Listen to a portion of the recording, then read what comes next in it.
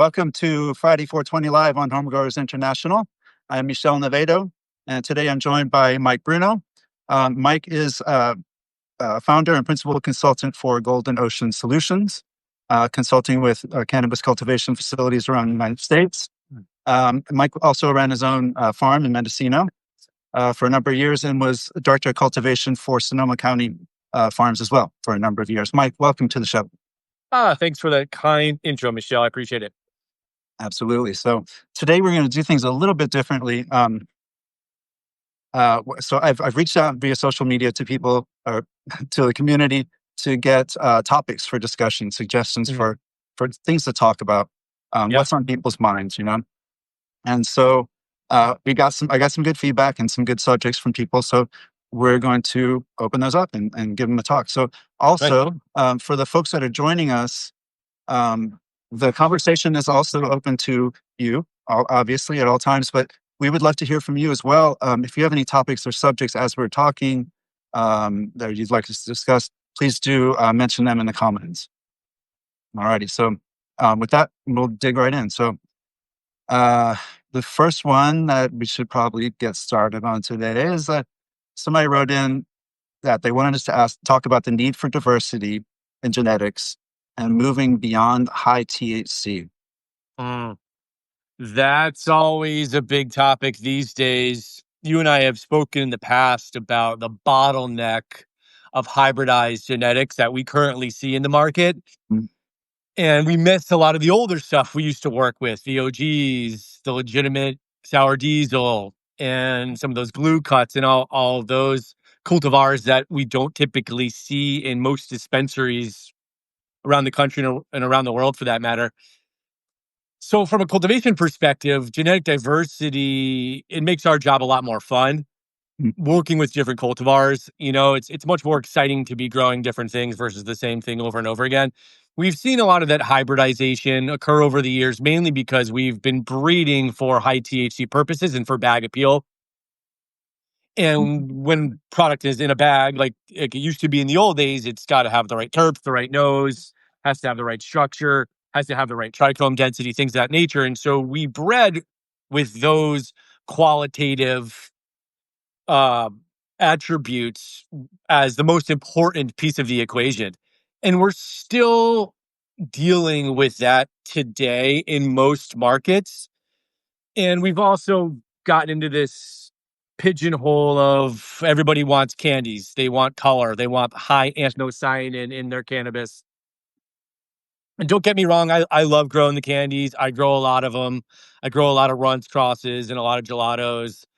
Yeah, they're delicious. Mainly, What's not to love? because that's what sells, in particular in California. That's what the majority of the market does want. The flip side of that is the experience isn't as good as it could be or as it has been in the past. And I think on top of all that, cannabis is very subjective when it comes to your experience with different cannabinoids. There's over 113 cannabinoids in the plant, and we're just scratching the surface with a handful of them. And as consumers, it's all very subjective how it affects our physiology, in our neurology, and how it affects us chemically, depending on everyone's biochemistry is different, and it affects everyone differently for that reason. Everyone's biochemistry is different. So broadening those different cannabinoids in the different cultivars, obviously from a sales perspective, but also from a consumer experience perspective, is going to be super important. Yeah. So there was some talk about how did consumers get trained on the short flowering varieties on the candy gas? And so the conversation goes back to, well, we started breeding out the long flowering varieties because we needed quick turnarounds because we're growing in our basements, right? And we need to turn over those crops quickly.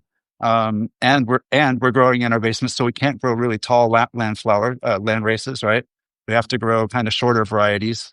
And so because we were driven indoors by the laws, it kind of guided the genetics and the types of genetics that were being bred for those specific environments, right? And so that's kind of, I think, how we got to the point where, okay, well, then now we have legalization. Everybody's like, oh, well, let's just take all of those genetics that we bred and we'll just, we got the SOP. We just have, we have short ceilings, we have fans going, and whatever it is, we build out our facilities using those genetics, right? And so that's what people were fed, and that's what hit the market. And so, but now we're in a different place, and I feel like we're obviously not hiding it anymore. We have laws now, legality, but so why do we still kind of go with these strains that were kind of bred for sort of clandestine activities, Yeah, I totally agree with you. I think the other layer of that is that's what's been hyped up in the marketing since legalization occurred. And what I mean by that is they get rapped about in a lot of different songs. They're promoted throughout the culture, in the fashion industry, in the music Yeah. world. And so that's what consumers see. And so their perception of cannabis is those candies. Yeah. So I agree, it evolved out of the garages. You know, to add on to that thought too, I never grew candies in a garage when I first started in Mm. the early 2000s. We were growing OGs, diesels. My diesel was going 70 plus days. Right. My blues were going longer. Um, it's only kind of lately that phenomena seemed to kind of take hold in some of the traditional market where those candies were being done. They are shorter. Most candies, you can even let them go 60 plus days. And typically, I think the cannabinoid levels, the terpene production, all the metabolites are still are improved, even if you do let them go a little bit longer. But Mm. commercial production schedules just aren't necessarily set up for that that flowering time. They want to cut Yep. off those extra 6 days in a year allows you to get an additional harvest in. And so Yep. it's sadly a numbers game. Um, so moving forward, I think it's all about reintroducing some of our favorite land races and some of the Mm. old cultivars we used to work with that have the ability and take a little bit longer flowering time, whether we're doing them in a controlled environment or outside, and letting consumers start to experience those things. This Mm. also is going to, I always take an integrative approach with my clients, and we're getting into the retail side of things. How do we train bud tenders to talk about THC percentage in these different cultivars and these Mm. different cannabinoids and what farm they're from, things of that nature, all are going to increase and improve the consumer experience. Mm. Yeah. Yeah. Um, I think I'm wondering, like, what else is holding the industry back from being able to offer longer flowering varieties. I understand that, like, I mean, we're talking, if you have a 90-day strain, that's an extra, 50% of people that you have to pay, overhead, in order to get this product to market, where you could have already had it to market, by that point, and you could have cured it and dried it and had it to market at that point. So, I imagine it's going to take a big change for cultivators to want to try to start changing their SOPs and start taking on these longer varieties, and taking a chance that people are going to want them enough that it's worth it. Right? You, Is that? you nailed it. Yeah. If there's a demand for it and you have the ability to create something unique within your brand, because as far as product development is concerned, from a business ownership perspective, finding differentiation between all your competition is really quite difficult. Yeah. Right. And so one of the things you can do is have exclusivity or some unique cultivars. Maybe it is one of these longer running strains that we used to grow and that we know people love. And that can be your unique level of differentiation that you can offer to your consumers. Mm. And the hope is that then they buy into that and Yeah. then they continue to buy your product. Right. So people are again, I'm talking about large scale commercial cultivation. The money is so tight with all the price compression and the competition and the Yeah. regulation and the taxation. People are generally pretty afraid to make any decisions where they don't know what the outcome is and to try new Mm. things because they Yeah. just a roll of the dice currently with any new operations, new cultivars could risk your business. So Yeah. sadly, people are afraid to Sure. try new things. I think the approach is, what I always recommend is, let's do one room or one outdoor bed of one of these more exciting cultivars that maybe your particular market hasn't had access to, and let consumers have the experience. And then once they have the experience, then they'll come back, and then you can start to develop that brand relationship, and hopefully then that allows you to grow some of these other fun things.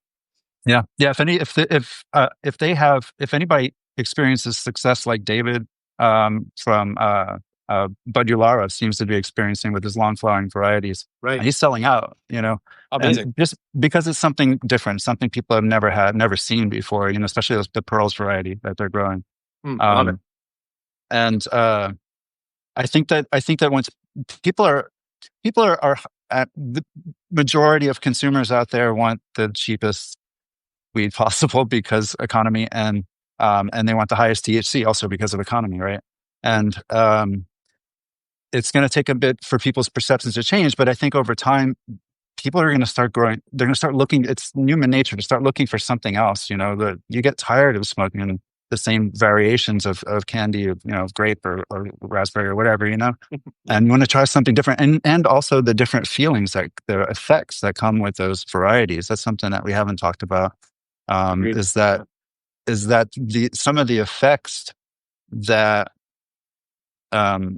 the effects that the more modern varieties have are seem to be less broad. So they seem to be a more narrow effect. They're generally going to be bred for high THC, and some of the other, what I've heard people talking about is that as we've been breeding, some of the supporting compounds have kind of gone to the background as THC goes to the foreground. Because as Dwight Diaz said the other day, the trichome can only hold so many compounds, right?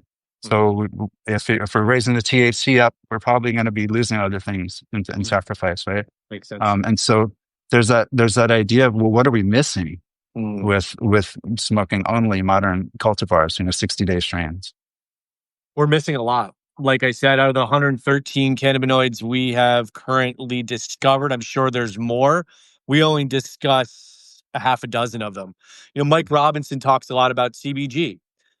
We have looked at, with a couple of brands I work with, cultivating some high CBG cultivars and integrating those into our portfolio, because they're good for a whole plethora of reasons, seizures being one of them, the list goes on. But there isn't a large enough demand yet for that particular medicine, if Yeah. you will. CBN, obviously, there are many, and I think as the research continues, as the science continues to develop, as the consumer level of education continues to develop, the cultivation side of things will then be able to open up that portfolio, that library of cultivars more broadly, Yeah. and integrate that into what we're actually growing. Which is going to be, there's just so much more capability within the cannabis space once we allow that to happen. And obviously, we don't have to go deep into the lab testing fraud side of all of this too. We're paying labs to have high THC results. The whole system is still focused on THC, because at its core, it's a lack of education around consumers. So it's an integrated approach. We need education at every level. And then the cultivators can eventually follow suit. And we have the opportunity to grow some of these other things that have a lot of these other cannabinoids in them. Yeah. Yeah. Yeah. There was a comment about the lack of THCV on the market, or any kind of cannabinoids beyond THC. And yeah, it's going to take a while for people to adopt those new habits, and start getting used to seeing. I mean, CBG flower looks way different than regular flower. Seeing things that look different, pearls look completely different. I mean, so it's going to take a while for people's perception to change on that. But Agreed. Hopefully we'll see more varieties. Have you worked with any cultivators that are introducing like THCV varieties and things like this? I've worked with some who have tried, but not many of them have made it to market. Yeah. Again, from a financial perspective, it just doesn't make sense. Yeah. I'm doing some advisory work with a company called My Floral DNA. I'll give them a quick plug because they're a great company and we're doing some great work over there. And we are working on bringing in some of these cultivars into their Gen Zero tissue culture program so we can have them available for farmers who want to give them a try. Yep. And hopefully that will also help to open up some of the doors to the consumer base. If they have access to clean tissue culture Gen Zeros, they can grow some of them in their backyard or, in their farm. And hopefully we can all kind of work together collectively to kind of get the word out there. Yeah. So somebody asked what they don't know what THCV is. Can we explain what THCV is?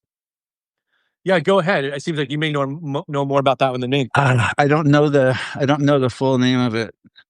Tetrahydrocanabon, I want to say. Tetrahydrocanabon. Yeah. And it is currently being explored for its use in appetite as an appetite suppressant. Interesting. Yep. Yeah. And then we have CBG is used for a variety of things, and CBD. We have all these different supporting compounds that we're starting to breed for. But yeah, those aren't really. There's the type 1, type 2, type 3 varieties. So there's varieties that are bred for high THC. There's varieties that are bred for half THC, half CBD, and there's varieties that are bred for full CBD. But we are currently pretty much 99% the type 1, right? I think it's the type 1. Type 1 is the high Type 1, THC. yeah, high THC. Correct, yeah. Yeah, you just bring up another good point that I was thinking about. It's really interesting too because the science is pretty limited as far as how the biochemistry of all the cannabinoids interact as well. So when we do all this hybridization, we don't know exactly, and again, it's also very subjective, how does THC react with CBD1 receptors within an individual, right? And so we don't exactly know what we're doing when we're pollen chucking, when we're breeding at this point to begin with, right? So we're very limited on that level too. Not only are we pigeonholed in what we're breeding, but we don't know the chemical interactions and how each individual responds to them either. Yeah. We don't even know what we don't know yet. We don't even know what we don't know. Exactly. Yeah, exactly. So, yeah. Good point. Another person commented about why cannabis doesn't seem to know. Why the cannabis industry doesn't seem to know about how much money could be made in the craft market. Interesting. Well, I mean, right now we're talking, I would say like 70% of cannabis consumers are looking for like the cheapest, highest THC, right? At least maybe more than that, I'm guessing. So it's going to take a huge shift, but what were you going to say around that? Yeah, that's a good question. In most mature markets, I'll use California as an example, because of the lack of retail in certain municipalities, consumers don't have as many options as we would like. So when they go in there, they may have a craft farm on one shelf and a large mega farm next to it. But because of the price compression that affects the entire market, licensed cannabis and the traditional market, the price points are the same. We're not crazy. at a place where consumers are paying extra for an organic certified, which we're still working on those certifications. There are some in California called EnviroCan and a few others out there where you can put some form of organic stamp on your product. But regardless, consumers aren't paying extra for it. They're So not there's no incentive. there's no incentive yet. Yeah. But let me just say one other thing too. No, go ahead. In my opinion, what I think is going to happen, this is what happened with beer, is after we came out of prohibition for alcohol, mostly what we saw early on was Anheuser-Busch, Miller, Coors. They exploded, right? That's what's happening with mega farms around the country. And just in the early 2000s, now we're seeing the reemergence of small craft microbrews, right? They're everywhere, especially on the West Coast and around the country now. That will be what happens with cannabis maybe in a decade from now. There'll be that resurgence. And again, it's back to consumer education, knowing your farmer, appreciating what it means to truly be craft. I mean, every farm out there likes to say they're craft, right? But what does that really mean? Is that related to size? To me, it comes down to how much love you're giving to your Yeah. operation. How much time are you spending with the plants? What kind of inputs are you using? How Mm. much care are you giving to your facility and to your team members to create a happy culture for the plants and a happy work environment, right? Mm. And so I think Yeah. that that is going to happen as the industry evolves. As far as is there a lot of money to be made in craft as of today? Like I said, the price compression is affecting large Yeah. farmers and small farmers everywhere. That's such a good point. I've never thought about that. But yeah, realistically, the prices are the same on the shelf. But if you look at any other industry, produce, for instance, I mean, you're going to pay twice sometimes what you pay for something that's not organic, you know? Yeah, But yeah, for that's sure. crazy. And I'm There's no happy to diff. buy an heirloom tomato, Yeah. versus a conventionally grown tomato because I know how much healthier it is and it's more Yeah. nutritious and all the things. And we will get there with cannabis too. We're really only in maybe the second inning. Things are Mm. still just evolving and everyone's kind of Yeah. finding their foothold. Yeah. I would say the top of the second. Top of the second, yeah. I used to say first inning, but then this year I started saying second. So Okay. We moved on to second. That's great. That's great. We're making progress. yeah, yeah. Amazing. Um, so let's see. We have another question about uh, large um, large corporations um, ruining the market and excessive taxation and regulation in the market limiting choices. So I would say that's I would tackle part of that question is that um, are the mega corporations ruining the market? Oof, that goes back to what you were just talking about, um, Mike, which is that to grow what defines craft cannabis. And I believe also, as a home grower for 23 years now, what defines craft cannabis is the care that's put into the cultivation. How much care is put into it, and yeah, that comes down to how happy are the employees, what medium are you using, what inputs are you using, what's the environment like, all kinds of different things, right? But for me, it comes down to the care put into it. And when you're growing in a 100,000 square foot facility, how much care can you really put towards individual plants? You can't. It's not possible. Doesn't seem like it to me. I agree. I think that's probably the biggest issue with most of the mega farms is the size. When I've designed large commercial facilities like that, and I'm going to talk about indoor for a second here, we always break our rooms down into much more manageable sizes Mm. for a multitude of reasons. Obviously, you can be more intimate with your plants with a smaller canopy. If you have problems, you don't infect the entire facility. Plant management, workflow, all of that. If you have a mechanical breakdown, it's easier to fix if it's consolidated into one room. That definitely helps the quality because you're minimizing all the things I just mentioned. You're not working in Mm. just one huge giant canopy.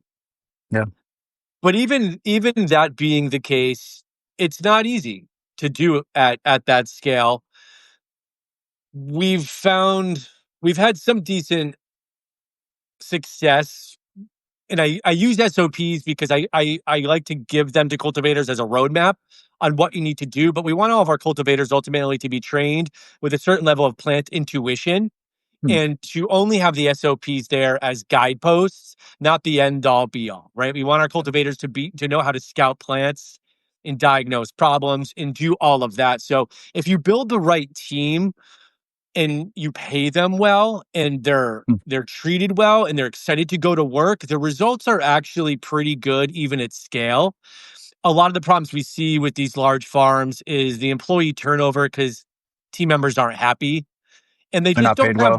they don't have the experience and the skill set to cultivate a consistent high quality product over and over again. Yeah. And so if you can integrate and bring those pieces together with a happy team with the right experience, they're well trained. You'd actually be surprised. It's easier to grow cannabis at scale when that's done. That being Yeah. said, most of the large farms don't do that. And then what they do is they end up remediating the product and leaving a lot of mycotoxins on the product, putting that on Yeah. the shelves. And we all know how that story goes. The consumers are not getting access to clean quality medicine. Mm. There are some out there doing it the right way. I don't want to pigeonhole all large operators. In particular, multi-state operators just means that you're a company working in multiple states. Yeah. And there are Yeah. some It smaller doesn't ones. mean that you're evil. It doesn't mean you're evil. You're Yeah. not Dr. Evil just because you're successful and you're in multiple That's right. states. So just That's to right. clarify that,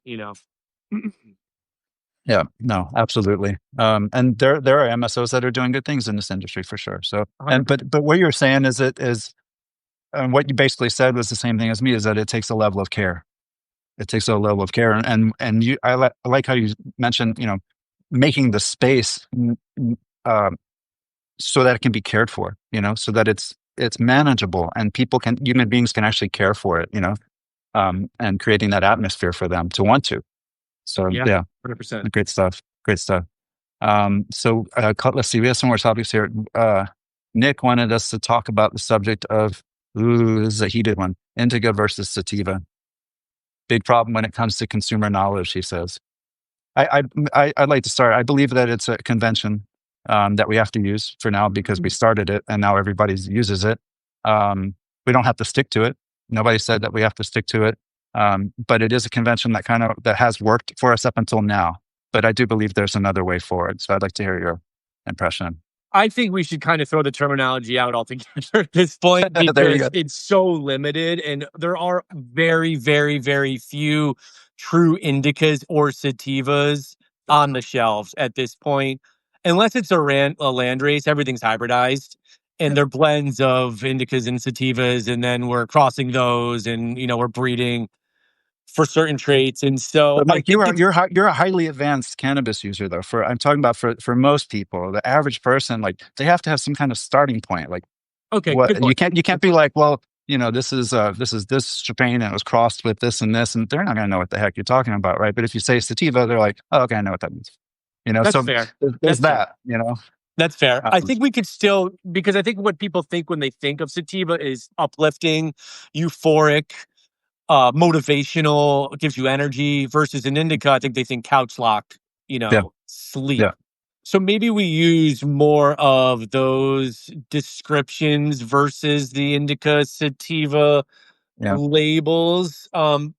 Again, I'm a little bit weary of even that because everything is so subjective. And I know from my experience, I'll smoke something that makes me want to go for a run, and someone else will smoke something and they just want to watch a movie or cook dinner.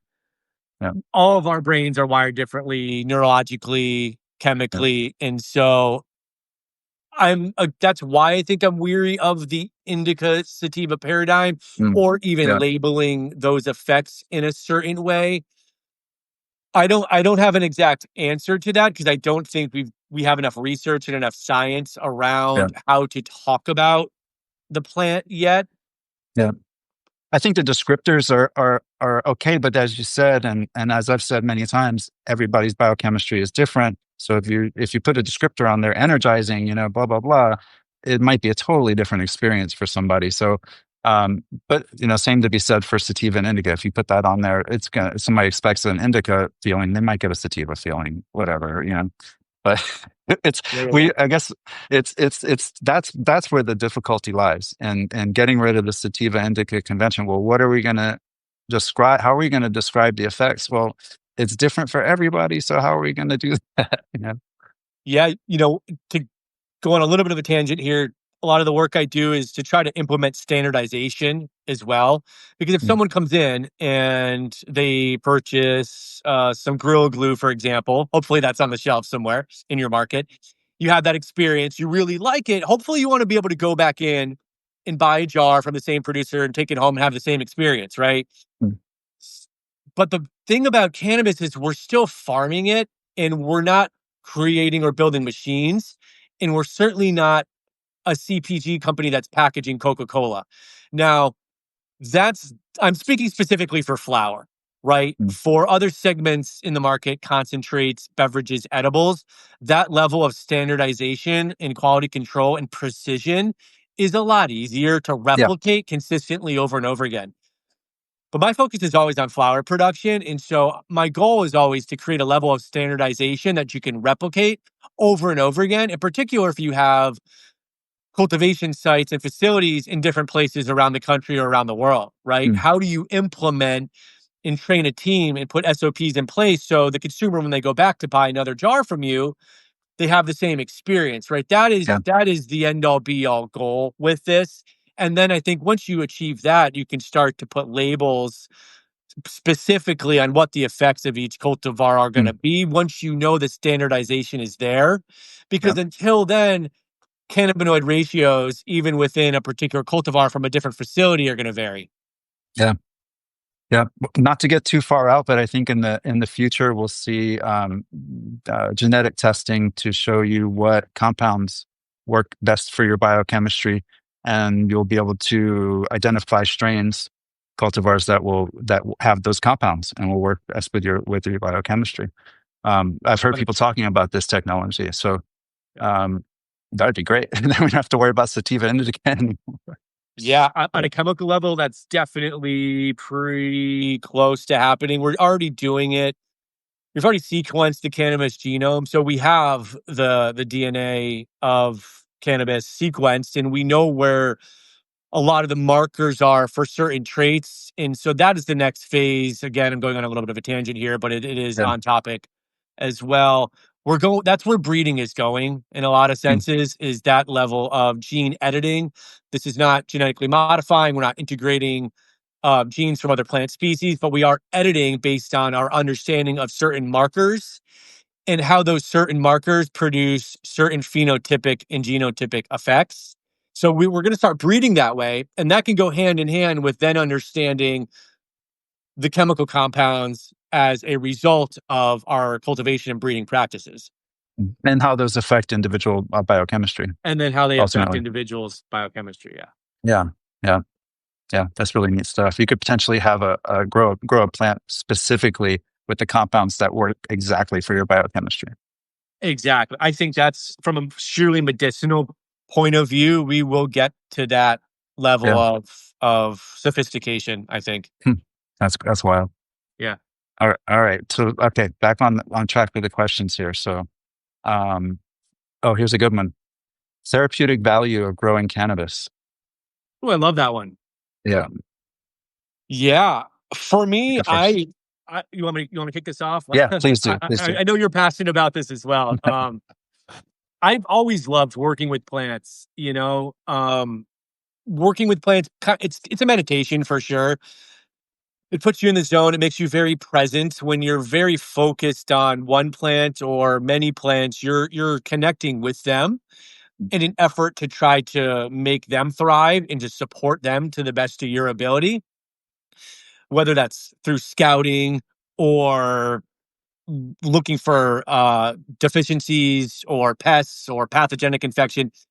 You just really need to be really present and really still when you're connecting with them, so you can kind of, have them literally communicate with you. There is a vibrational connection happening between a grower and a plant, right? And I love all the data. I love all the science. I love the software that allows us to understand the plant better in that realm.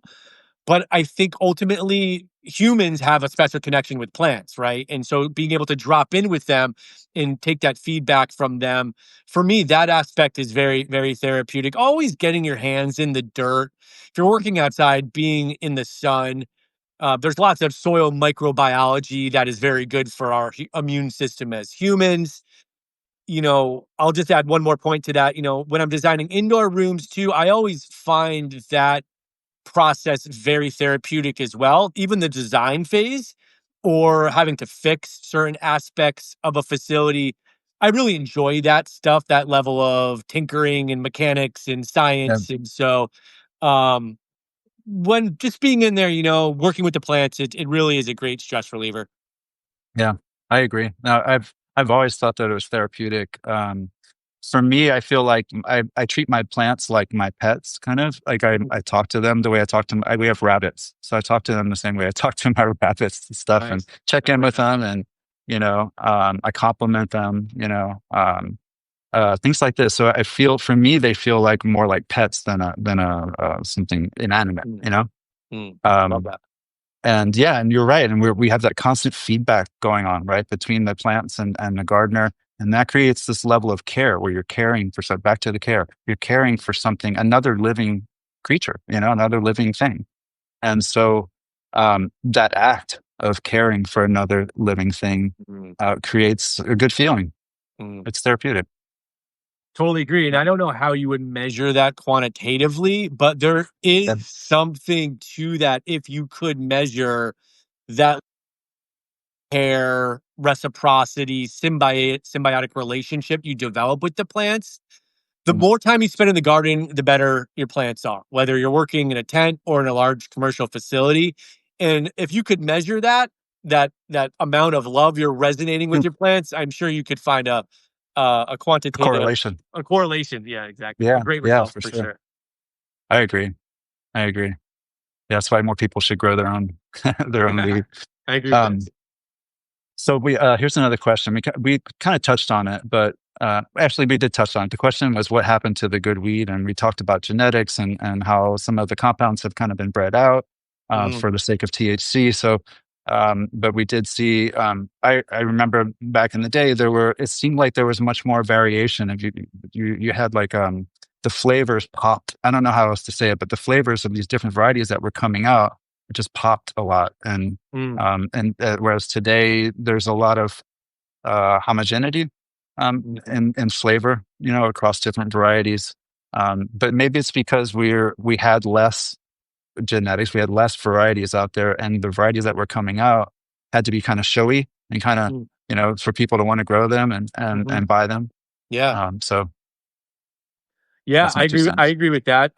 The OGs in particular, when cultivated properly, the pineal, is that how you pronounce it? The gassy nose that comes off of them. Piney, yeah.